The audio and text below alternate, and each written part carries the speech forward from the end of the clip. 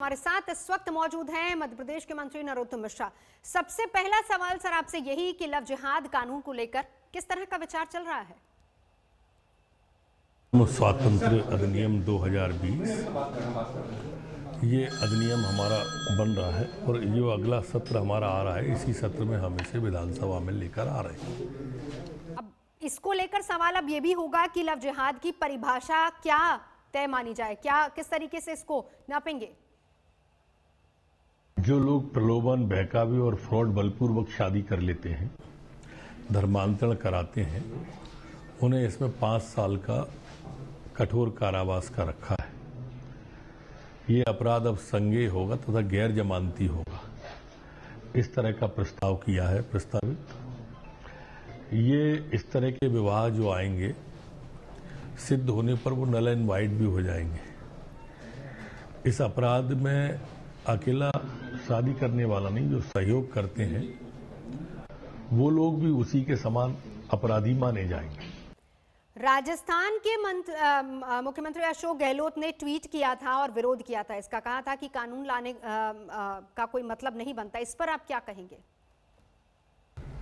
स्वाभाविक रूप से कांग्रेस के लोग चूंकि तुष्टीकरण की राजनीति करते हैं तो वो इसी तरह की बात कहते हैं, और अकेले यही नहीं कहते हैं।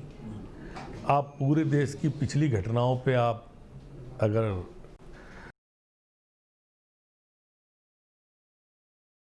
राय उनकी जो 3 समाप्त करने की, तिरंगा झंडा बात करने की, कश्मीर में बात कर रहे हैं, उनसे मिलके वो नगर पालिका नगर पंचायतों के चुनाव लड़ रहे हैं। इसके पहले सीएए पे उनकी इसी तरह की बात थी। जो भी विघटनकारी बात आती है, जहां तुष्टीकरण की राजनीति होती है, कांग्रेस यही करती है। नरोत्तम जी, का स्पेसिफिकली आप ही के राज्य की बात कर ली जाए तो कितने मामले आते हैं, कितने केस आते हैं कि आपको कानून बनाना पड़ रहा है? काफी मामले आते रहते हैं, काफी मामले आए हैं। रोज समाचारों में आप भी देख रहे हो, छप रहे हैं, पढ़ रहे हैं। इंटेलिजेंस के माध्यम से भी जानकारियां आती हैं। इसको बिल्कुल पसंद नहीं करेंगे, बर्दाश्त नहीं करेंगे। लेकिन विपक्ष तो सीधे तौर पर यह कह रहा है कि जो मूल मुद्दे हैं उन्हीं से ध्यान भटकाने के लिए इस तरह की बातें हो रही हैं, कानून लाया जा रहा है। अभी तो कोई चुनाव, अभी तो कोई चुनाव। अगर ये बात हमने हमारे जो 28 उपचुनाव थे उसके पहले कही होती तो आप चुनाव से जोड़ते, तो आप वोटों से जोड़ते। हम तो चुनाव के बाद कर रहे हैं। जब राम मंदिर किया तो कोई चुनाव नहीं था, कोई मुद्दा नहीं था, या भटकाने की बात थी। जब ट्रिपल तलाक किया तब कोई चुनाव नहीं था, न कोई मुद्दा था। 370 हटाई तब कोई चुनाव नहीं था, न कोई मुद्दा था। अब कांग्रेस के लोग कह रहे हैं तो इसका क्या इलाज है? ये तो आप ठीक विश्लेषण कर सकते हैं। आप न कांग्रेस की मानो न भाजपा की मानो। आप तो ये मानो कि ट्रिपल तलाक क्या कुरीति थी, क्या लव जिहाद कुरीति है, क्या ये गलत है? आप स्वयं भी तो विश्लेषक हैं, बहुत अच्छे। आपके यहाँ बहुत अच्छी चर्चा होती है। लव के नाम पर जो जिहाद करते हैं, क्या वो अच्छा है? आप स्वयं भी कर सकते हैं इस पर। नरोत्तम जी, एक आखिरी सवाल मेरा आपसे वो ये है कि आप ये कह रहे हैं कि न चुनाव है और वोटों के लिहाज से ये फैसला नहीं लिया गया, तो फिर सवाल यहाँ पर फिर यही उठता है, क्या सोचकर कानून की तैयारी की जा रही, मंशा क्या है?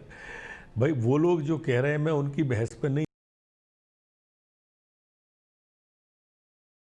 आप तो निष्पक्ष हैं, ना इस पक्ष के हैं ना उस पक्ष के हैं, आप निष्पक्ष हैं। आप तो निष्पक्ष तरीके से सोचिए। क्या ट्रिपल तलाक कुरीति नहीं थी? क्या लव जिहाद कुरीति नहीं है? आपकी बहस में सुनता हूँ, आपका सुनने वाला दर्शक हूँ मैं, और इसलिए मेरी तो प्रार्थना आपसे ही है कि एक राय आपकी भी आना चाहिए इस तरह के मामलों में। आखिर समाज के अंदर से इस तरह की विसंगतियां दूर होनी चाहिए। आज सबल हाथों में देश है, आज मजबूत हाथों में देश है। यही कारण तो है कि जो आतंकवादी सर उठाते थे, कभी अक्षरधाम में, कभी बम्बई में, कभी ट्रेनों में धमाके होते थे, आज बंद है कि नहीं बंद देश में? आज आतंकवादी बचे हुए घूम रहे हैं, आखिर सवाल हाथों में देश तो है ही। पहली बार एक शीर्ष नेतृत्व मोदी जी का ऐसा मिला है कि जो दुश्मन की आंखों में आग डाल के बात करता है। आज भारत माता के माथे को गौरवान्वित करने वाला नेतृत्व देश के पास है। शुक्रिया नरोत्तम जी, हमसे बात करने के लिए। मध्य प्रदेश सरकार के गृह मंत्री नरोत्तम मिश्रा, जिनसे हम बात कर रहे थे लव जिहाद कानून को लेकर तैयारी क्या है, मंशा क्या है सरकार की और क्या है पूरी प्लानिंग।